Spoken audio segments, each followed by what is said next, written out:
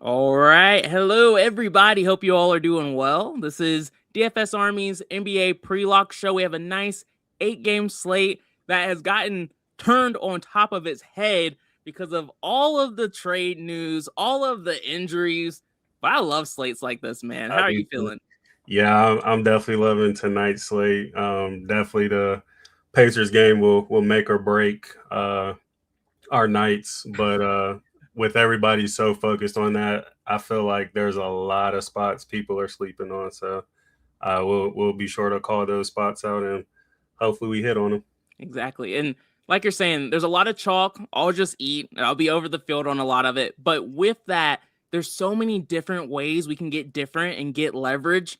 That's just the way I like to attack slates like this. And they can go terribly wrong. We've seen it on constant occasions, but when it hits, it hits. And so, not going to overthink it. Good to see y'all in the chat. Hope everyone's doing all right. Let's make tonight a good one. But first, last night, B-dubs, man, you hit 4th place in the mini with a freaking awesome lineup. You killed it. We should have had you on the show yesterday because I struggled. I was struggling. Yeah, I But how wish are I you could feeling have after that? made it, but that Barlow man, like especially on small slates, we say it all the time. Like when the field is not on anybody, especially like value plays like him who starts or even sees decent amount of minutes, just take a shot. Like I only had a 5% min on him, and Mhm. he was just in the right line. So That's it. you'll kind of see that throughout this slate too. So Those yeah, awesome 5%. night.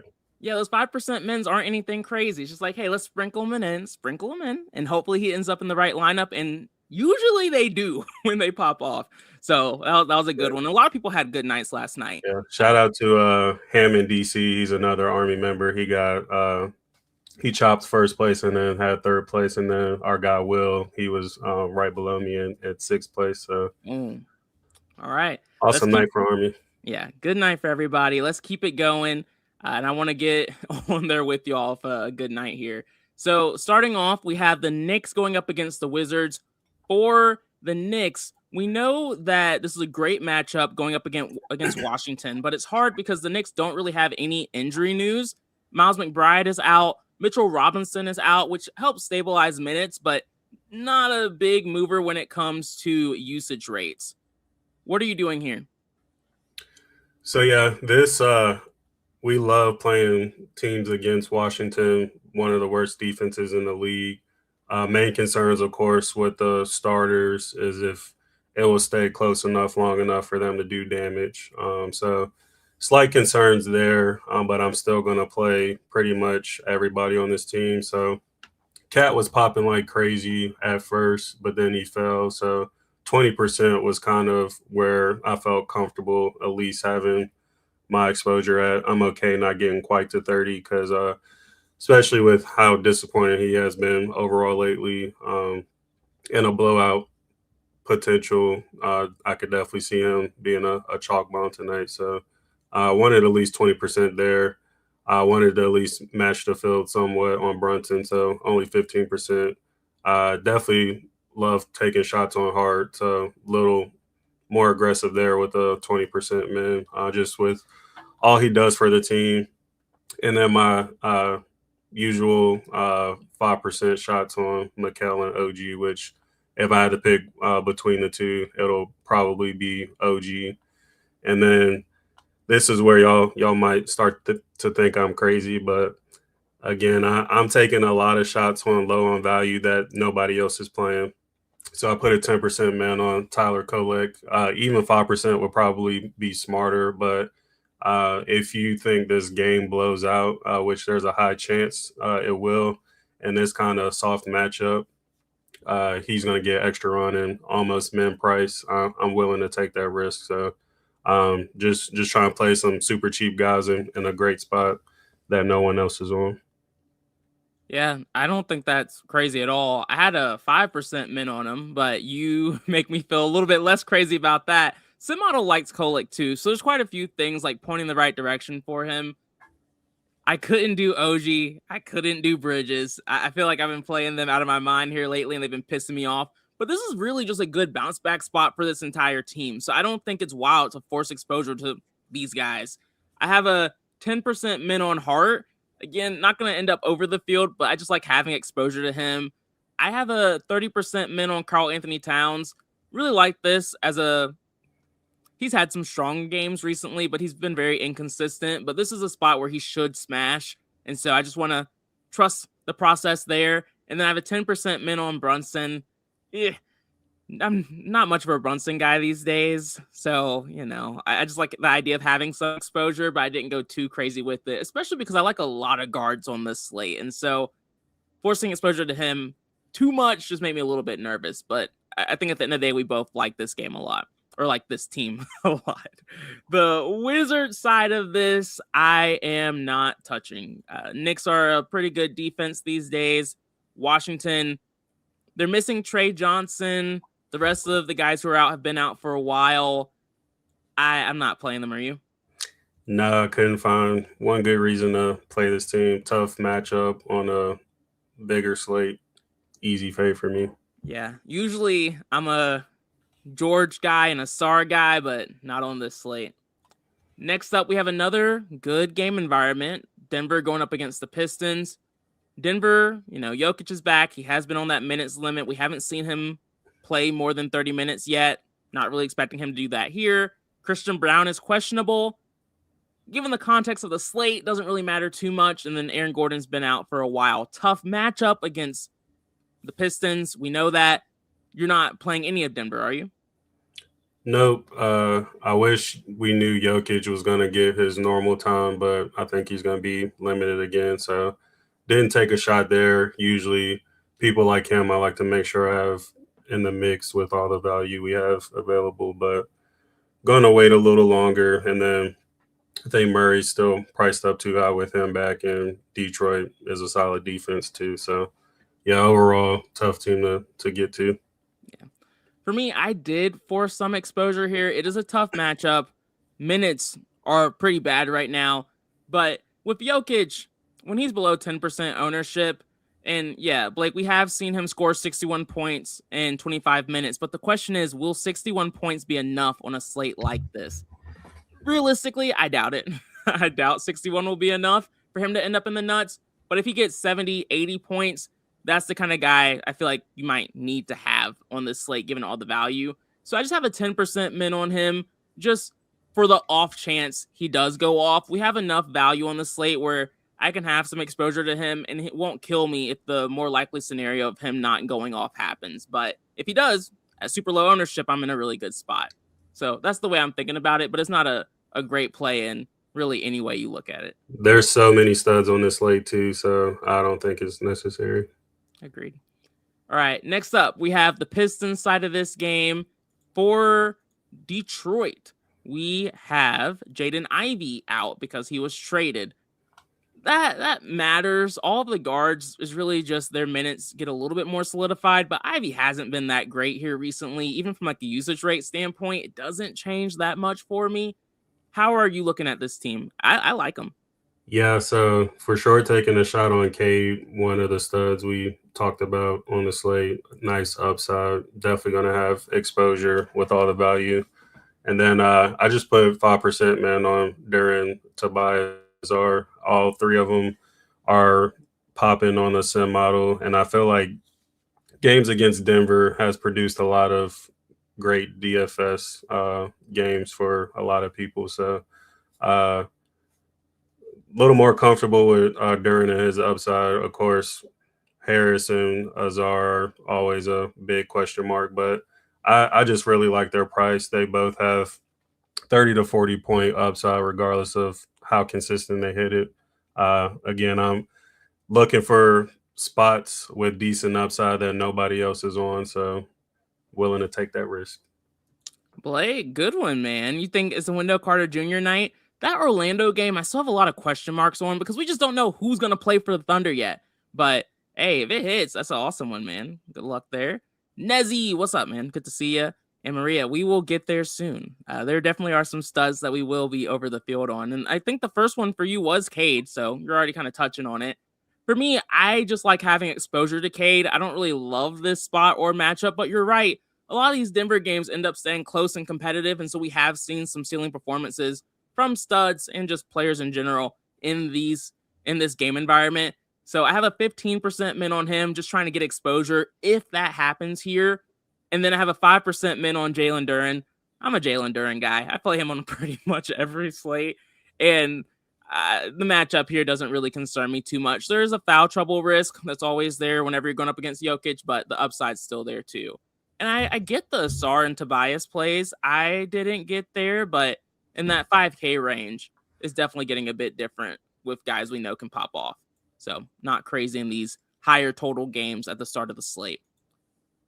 All right, y'all. This is where it starts to get real. This Jazz Pacers game is insanity because of injuries and trade news. For Utah, they are without Keontae George. He's a stud. He's a guy for them. He's out, which means we already liked Isaiah Collier. He was going to start. Then Kevin Love is doubtful. So usually when Kevin Love is out, we see Filipowski's minutes stabilize a bit more. Walter Clayton Jr. was traded. Ton of minutes now available for guards. Kyle Anderson, slow-mo, traded. Thank God. Congrats to the Jazz for that. Boost in minutes to guys like Cody Williams, Filipowski, even are really the main guys who benefit with that, on top of the injuries they've already had. So the Jazz don't have a lot of bodies to play with here. And on top of that, they're going up against the Pacers. Pacers play at a very fast pace, and they're always a team I like to see on a slate. What are you doing with the Jazz? Yeah, I'm pretty much playing everybody here with the exception of two guys, but I'll talk about everybody else first. So Collier, like we only have him projected for 33, but he very well could play like 40 plus minutes in this spot because I mean, just look like they have no guards on this team. So in this kind of spot, I threw a door on him, and I want him as a core play. I think he's too cheap for the position he's in tonight. So favorite play on this team. Markkanen is a pretty easy play for me. 25% min. When Keontae's out, he's the next guy up, highest upside on the team in a soft spot. Definitely love him. Not playing Nurk, especially, I mean, we know the rule. If he doesn't start tonight, don't play him. But even if he does start, I just don't like this environment for him. He very well could still smash here. I mean, it's a super soft spot for him. But like you just said, it's a faster paced team, and they do like to play a lot of small ball too. So I just don't think this is the best like matchup wise for him, especially at this price. I'm fading him. Filipowski, I have a rule where either if Markkanen or Nurk are in or they're both in, I don't play them. But if we get news that Nurk doesn't start, then I will throw a 5% min on Filipowski. And then everybody else, I just put a 5% min on because, again, only 8 guys available. All these guys are going to get a ton of run. And they're playing the B team / C team on Indiana. So I want exposure here. Yeah, I love the Jazz. I know a lot of guys feel some type of way about the Jazz. Like I said, my memory's not the best. I love them. Every single time I see them on a slate, it's just a game I can target. I'm going heavy here. I have a 50% min on Lauri Markkanen. They don't have bodies. These guys have to play, and it's not a tough matchup. Can it burn me? Yeah, sure, but I'm not going to play it scared. He's going to be in 50% of my lineups. Nurkic, I have a 5% min on just because of the matchup. I know they like to play small when they can. I just don't know if they're going to be able to. Some of these other guys are so bad, they might just have to play big just to try and keep this game competitive. So I have a 5% min on him. But like you said, if he doesn't start, and we'll get the starting lineup while we're live, I won't play him. But if he does, then I will. Filipowski's the main guy I'm worried about. I've had as high as a 40% min on him, now all the way down to 0. I've just gone back and forth there a lot. Ultimately, I'm not forcing exposure to him right now, but it's only because of Nurkic. If Nurkic doesn't start, he's someone that I am going to put a min on. Is really just going to kind of depend on how ownership adapts to that news too. So that's one spot I'm going to pay a lot of attention to. And then Ace Bailey. I hate the guy. I don't like playing Ace Bailey, but I'll say it again. They don't have a lot of bodies. My biggest thing with Ace Bailey is his minutes haven't been very consistent, and he hasn't done a lot while he's out there. But in a faster paced game, you're almost kind of forced to do more. Like rebounds can just fall your way, and there's more assists that happen naturally. So a 5% min there. I don't hate a 10% min, but he's priced up a little.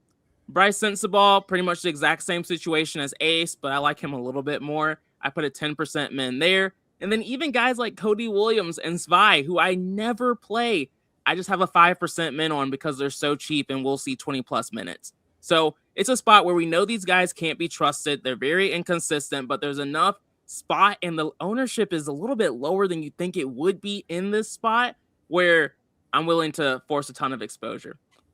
So yeah, I like this team a lot.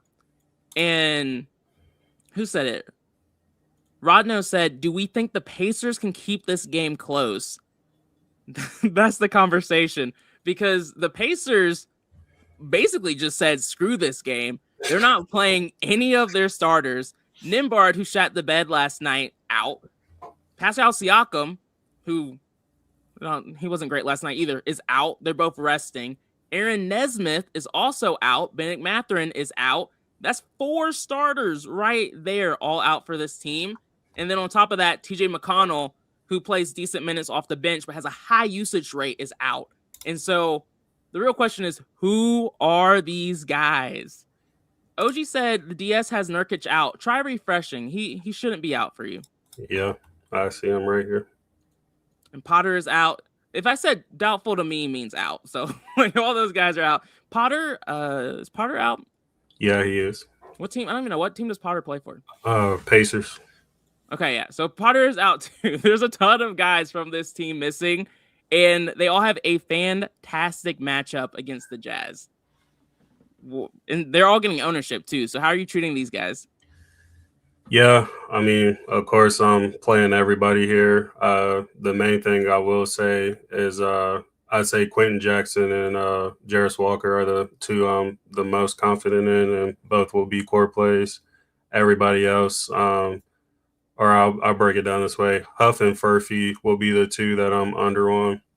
I was only getting like 3% Furphy, so I threw a 20% min on.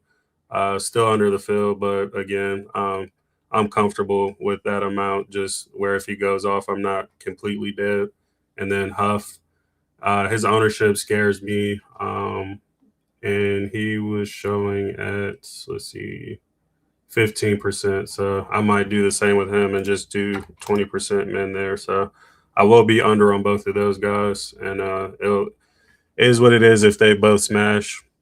I do like Jackson quite a bit too. Just cheaper price, going to play a ton of minutes and a great points per minute guy. So I'm at 61% there.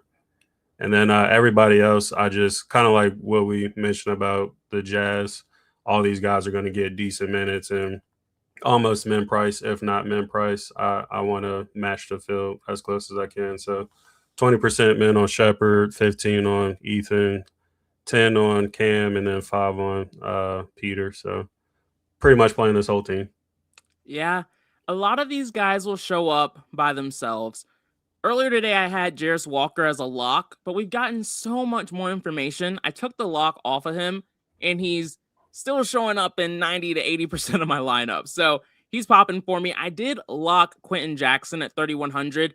That is assuming he starts. If he doesn't start, I'll take that lock off, but I think he'll start here. These guys are popping for me. Isaiah Jackson, he's showing up in about 50% of my lineup. Some runs he's showing up in 60. That's fine with me. Like you, Huff is not a priority for me, so I didn't do anything to him. He's showing up in 28% of lineups. And then really Furphy, I didn't do anything to, and he's not really showing up for me. I do think that might be a bit extreme. I don't think I have to go so crazy on trying to fade these guys. What did you do? Yeah. That's kind of the conclusion I came up with. Like, I don't want to completely fade them, but I still want some. So I just did a 20% min. Mm-hmm. So I'll do a 25% min just to try and get a little bit closer to their ownership, even though I do think they're viable fades. And then Ben Shepherd, I'm never really a Ben Shepherd guy. I don't really care about him, so I'm not going to put him in there. Isaiah Jackson, I mentioned he shows up a lot for me. But then when it comes to guys like Peter and Ethan Thompson, those are value plays I'm willing to prioritize a decent amount. I think a lot of the field will. And so I just don't want to be without them. I don't really know how they play or how they do. They've rarely played minutes in the NBA, but because they're so cheap and seeing minutes, that's a risk I'm willing to take, just given their ownership. If you don't have them, you might be in a tough spot if they do well. So Ethan Thomas, I have a 20% min on, and then Talion Peter, I have a 10% min on. And then Cam Jones, I'm a little bit less confident in him. So I didn't do anything there. But if the DS likes him, that's fine. So yeah, this is one of the games of the night. For the field, this is the game of the night. But we're going to get different in some other spots too.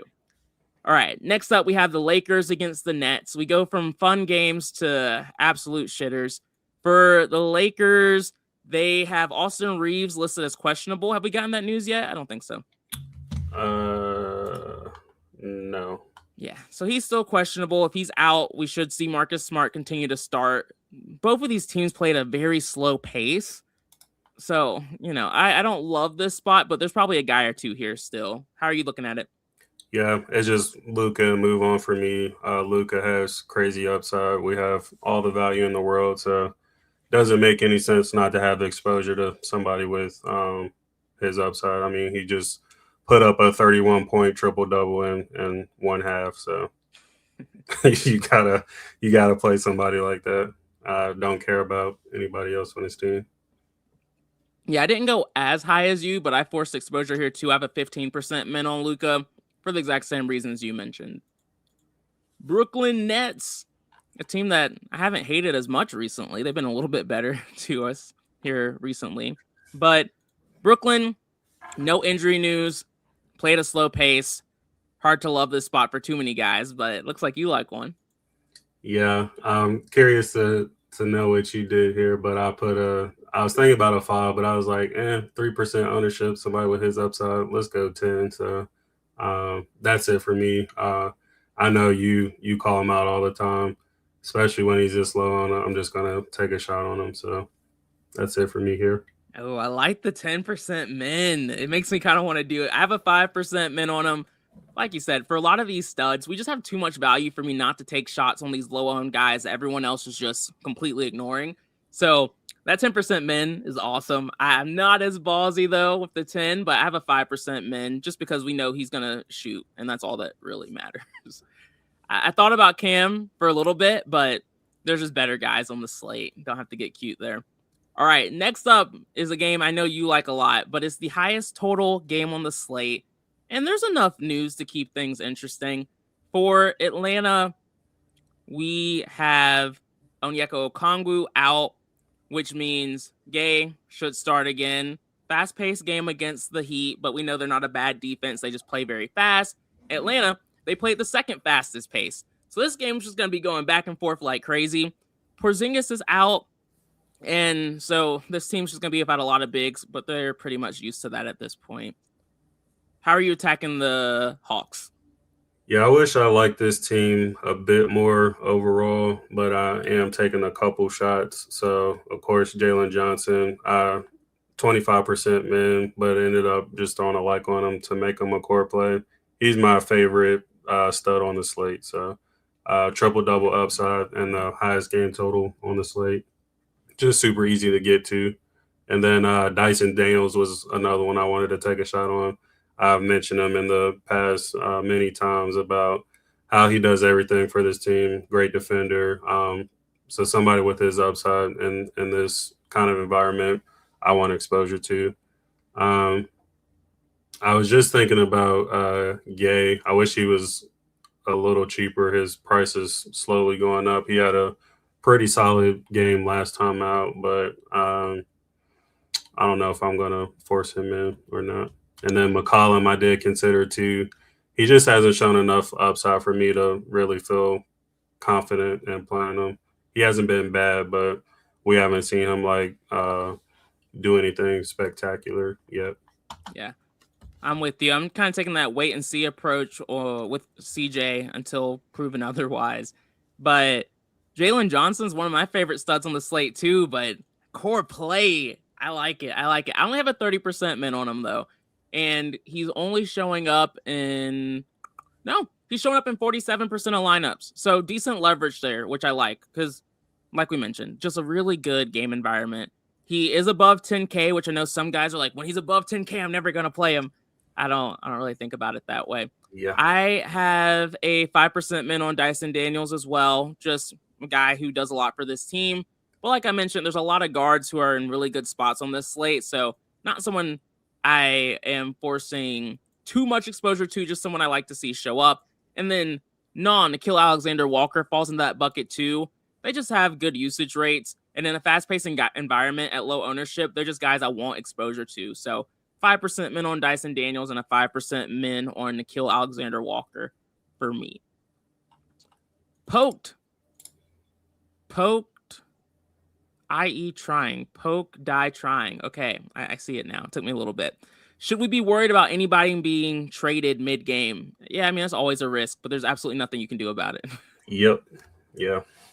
Like, it happens on occasion, and it's usually someone who is relatively chalky, so it can happen, but you got to get past it. OG, you are on to something. We're almost there, though. For the Miami Heat, we got news that made this game more interesting for them. We found out Norman Powell is out for a personal reason. Boosts the guys like Pelle Larsson, Fontecchio, and Drew Smith. And then Andrew Wiggins is also out, which means we should see Jaime start, but they kind of go both ways sometimes. And then other boosts to some of the other forwards here too. And then Tyler Hero's been out for a while. I know you like this team. How are you attacking them? Yeah, I'm going pretty aggressive, more so with the value plays here, but definitely want to at least smash the field on Bam and Jaquez being in a great game environment. But with Wiggins and Powell out, I definitely wanted to focus more so on the forwards, but even Davion Mitchell too. All these guys are cheap. Their role should increase, and we keep talking about how fast-paced this matchup is going to be. So threw a 10% min on Fontecchio, Davion, Larson, Jovic. I think they're getting slept on, and all of these guys have shown great upside, especially Larson. Like, he's been smashing, I think, like 3 games in a row at this point, and only 1% owned. Like, I know his price might seem gross, but the form he's in right now is crazy to me. He's only 1%. So I think this is one of the best teams to get some leverage on. Yeah, I'm with you. When I saw the ownership, I had to look twice because I was just like, this does not make sense to me. And I thought maybe the sites aren't updating with some of the injury news. No, this is just where it is. And the main thing for me here is I didn't put him in on Bam. Whenever he's chalky, I care a lot less. If the DS has him show up, then I'm here for it. But the DS didn't put him in lineups. Maybe it's because of some of the other men's I have. But if he goes off, I'm just gonna blame the DS, and it's not my fault. But I do have a 10% min on Jaime. I think I followed you on that one. I like that call environment where I'm looking to find reasons to play guys besides Bam. And then Pelle Larsson, I think I also followed you on him too. So your same thought process there. But then Davion Mitchell, Jovic, Fontecchio, I have a 10% min on. Those are leverage plays for me. Just 4K guys who, like you mentioned, are completely going under the radar, who see massive increases in usage and minutes when guys like Andrew Wiggins and Norman Powell are out. We've seen them pop off on multiple occasions this season. I'm not going to allow them to go completely unowned at low ownership on a slate like this. So, good spot for me. All right, after this game, we hit Boston-Dallas, where this is the 8 o'clock start times. So some potential late swap options here. But these games, just in comparison, are a bit grosser, and you're going to see that just in ownership. For Boston going up against Dallas, we know this is a good matchup. We like attacking Dallas. Anthony Simons is out. He was traded today, so congrats to him. that's really the main thing here. What are you doing with Boston? So 20% man on Jaylen Brown. He falls into the stud category of guys we want in the mixture with his upside. And it's a overall soft matchup too. So definitely want some of him tonight. And then the only other one I took a shot on was Kada. Definitely going to enjoy playing him one last time because they have Vooch now on the way. So Kada will kind of be unplayable unless Vooch is out. But yeah, I say it all the time. I always target this front court. He's had back-to-back games over 30 fantasy points. So willing to take a shot there at only barely 3% ownership. Yeah. I never hate the last shot on these guys before I never have to worry about them again. And I've never really loved Kada too much, so I'm happy I don't have to think about him too much moving forward. But like you mentioned, we pick on Dallas's front court. Gonna do that again with a 5% min. Not too wild because I do think there's better center options, but I think it's a strong play. 5% dart play on Derek White. We know what he can do in good matchups. He's not consistent, but there's a ceiling that I like. And then Jaylen Brown's ownership went up a little bit. I had a 15% min. I'll match you and do a 20% min now just to be closer to field weight exposure in a good spot for him. But in general, not my favorite game on the slate. Other side of this game is brutal. I'm not touching these guys. Dallas against Boston, hard pass for me. We do have PJ Washington out with a concussion. Brandon Williams and D'Angelo Russell, they're not going to play. So there are some guys who are in decent price ranges or like a value range who we would usually take a shot on, but I just like some of the other value a bit more. What are you doing here? I'm shocked you didn't take a shot on your guy Flag. And I did. What is this? What is happening? So after I saw what he did against Houston, I didn't play him against Houston because we know Houston has a good defense. True. So I think Flag is getting to that point where he's going to be one of those guys.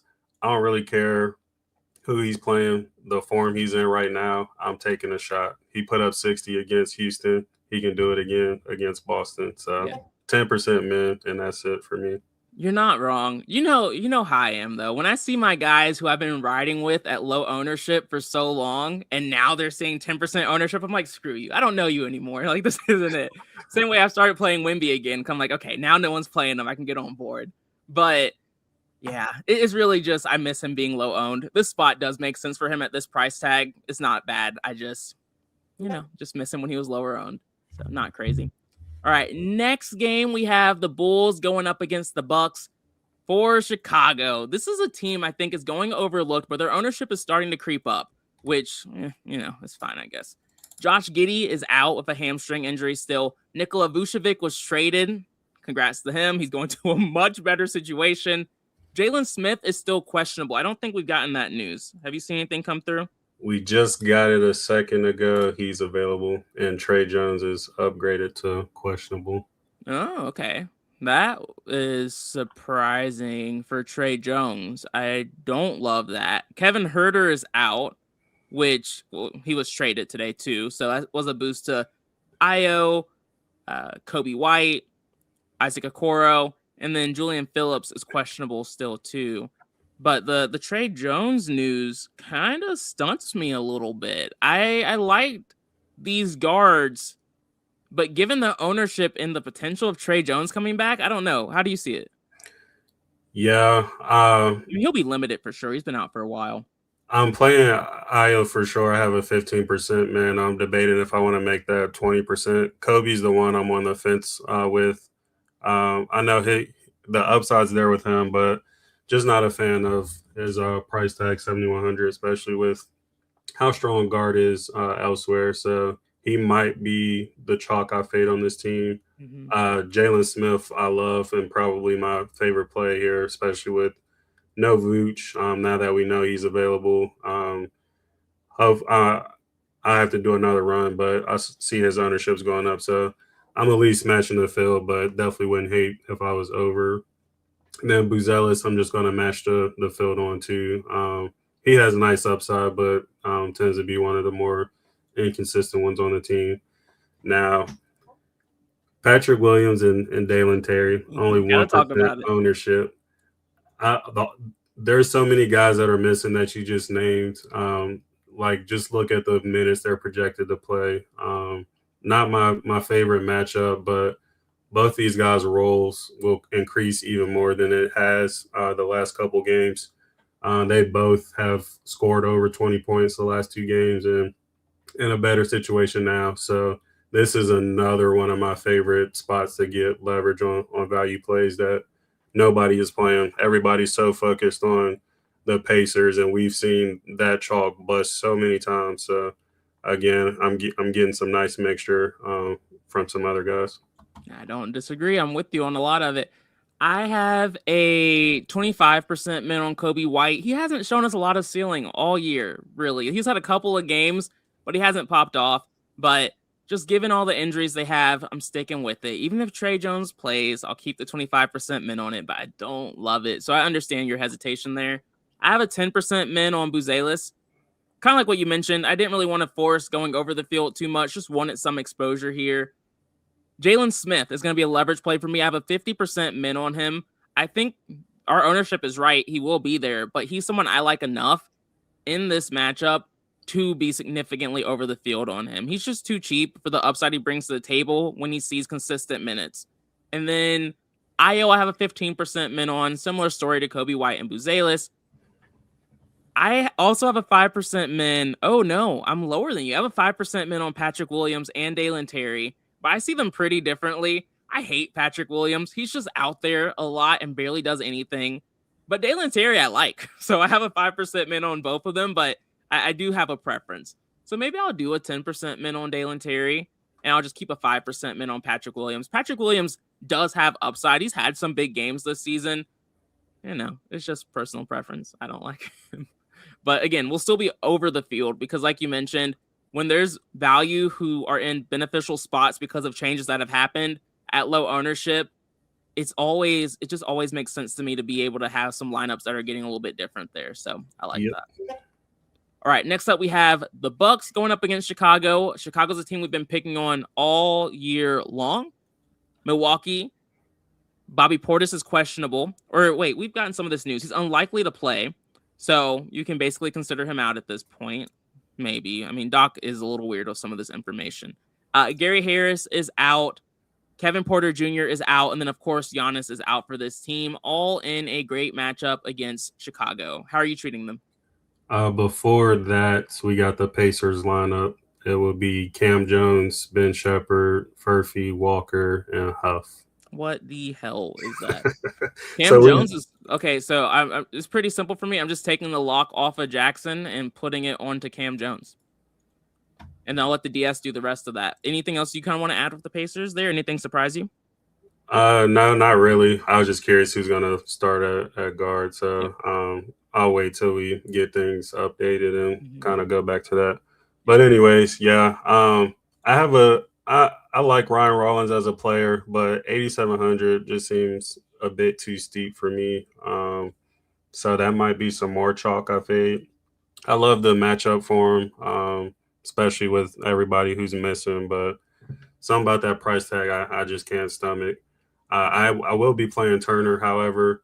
Like we just said, Vooch is gone. They already had a soft front court. It's even softer now, so Turner should smash, and I haven't ran a updated run again, but I'm sure I'll get more than 15% of Turner now.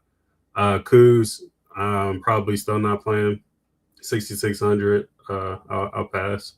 And then Pete Nance will be another value play that I get in the mix. At least going to have 10% of him. We've seen him when he sees the minutes. He has had decent upside for his price, so definitely want exposure there. And probably not getting to anybody else. Man, I live for slates like this, just where we get so much news, we have so much value, and you can really just balance it all out and just play whatever you want without being too restricted. I am forcing exposure to this team because I pick on the Bulls. I have a 15% min on Ryan Rollins. Like you, I have some hesitation here, so I'm not going over the field. I just want some exposure to him, just in case he does put up one of those 60-point performances we know he has in the bag. I have a 10% min on Kyle Kuzma. I absolutely hate Kyle Kuzma. Y'all know that. But without Bobby Portis, without Giannis, he has shown some signs of life. And so I'm buying in 10% min there. And then Miles Turner, I have a 15% min on too. There's no Vooch, so I will miss how bad he is defensively. But this team is still not good from a defensive standpoint with their front court. So I have a 15% min on him. And then Pete Nance is, like you just mentioned, just another value play. You literally just had to refresh to get him to pop up a bit more. If Bobby Portis out, he's kind of the guy we see coming up as the guy who should benefit the most. He has a decent points per minute rate too. Like you said, I want him to show up, but let me see where he falls in this run to kind of see what's going to happen there. But I'm willing to put at least like a 5-10% min on him if he doesn't show up at all. Next game is, to me, one of the grosser games on the slate that we just still have to pay attention to. For Orlando, there's no real new injury news. They have a tough matchup against OKC. But maybe the more important thing here is to actually just talk about OKC's injury list, because all of their starters are questionable. SGA is questionable. Chet Holmgren is questionable. Isaiah Hartenstein, questionable. Jalen Williams with a W or with a Y is questionable. And then Alex Caruso is also questionable. That's a lot of their key pieces that could potentially be out. And so it's a tough matchup on paper, but it could be a super soft matchup if all these guys end up missing this game. So how are you looking at Orlando here? Yeah, this is just kind of game theory more than actually liking them. But in case those guys are out for OKC, this spot does become softer. And with the field barely on them, I at least want some exposure. So 10% man on Suggs. Just really like his price at 6K. And then Paolo, like I said, I don't like him compared to other studs on the slate, but at only 5% ownership and a potential game that can get softer if some of these guys miss. I want some exposure there, so just 5% men there, and didn't get anywhere else. That was weird. I used to love Suggs. I don't know what happened, but he's kind of on my shit list lately. I mean, he did have a good game against Toronto. He's had some good games, like with the Knicks. He has 40-point upside, which at 6K is nice. I don't have a min on him, and he's showing up in about 2 to 3% of my lineups. If there's multiple injuries on the Thunder, I'll try and get like that 10% exposure to him, but with him being relatively like just seeing some ownership, I'm not going to force it. I like the 5% min on Paolo though. Just another low owned stud, and he's one of those guys that is a little hard to tell when he'll have a big game, and he'll have them in good matchups. So I don't think it's ever a bad call to play a low owned stud in a spot like that. And we talked about all the Q tags with the Thunder. What are you doing with these guys? Yeah, it's hard to really do anything overall. I just put a 10% man on SGA in case he does play another stud, get in the mix outside of him. Hard to target anybody without having the news. Yeah, I'm in the same boat. I have a 10% min on SGA and just kind of called it a day. The Magic aren't an elite defense, but they're also not my favorite team to pick on in general. All right, let's look at the Pacers and kind of see how things updated there. It looks like not too much changed from a DS perspective with projections and things of that sort. Probably because we're still expecting. We did increase the minutes to Cam Jones. Is he showing up a bit more for you now? That's who I'm looking for. Like, I don't see Quentin at all anymore, which I would definitely put him in. I'm gonna wait till we can get some updated ownership, but I at least want to match the field on him because this very well could be a spot where a guy who we thought was going to start doesn't start. Everybody gets off of him, and he still smashes. So I don't want to completely fade him. I'm only getting 10% on Cam Jones too, so I have to probably do some tweaking here. Yeah. Let me see. So we're looking at Indiana for the Pacers. I think a lot of ownership is starting to go to the Bucks. So that's a team I don't want to forget about now with that news with like Bobby Portis and those guys. Let's see here. Looks like Quentin Jackson's still looking super popular. And Cam Jones looks like his ownership's not going up that much. I will put a 30% min on Cam Jones, and hopefully the closer we get to lock, the more his projection just goes up. I like having a lot of exposure to him. And then Quentin Jackson looks like he's still seeing a ton of ownership. So he's another guy, like you said, I just want to make sure I still have exposure to. So I'm just not forgetting about those guys. And then for Milwaukee, just the fact that with that news, their ownership will increase. I am going to increase my exposure to Ryan Rollins to about like 20%. Kyle Kuzma, I'm going to go as high as 25%. And then Miles Turner, too, I'm going to put a 30% min on. I might actually go as high as 40 just to try to make sure I'm over the field on him because I think he will be more chalky. And then Pete Nance, I'll just put a 5% min on and not go too crazy there. Anyone else you want to talk about? No, biggest thing for me, I'm just going to probably wait a little bit until we can get some updated numbers and go from there. Sweet. All right, y'all. We'll be back tomorrow. Good luck to everyone. Look forward to celebrating later. Peace out.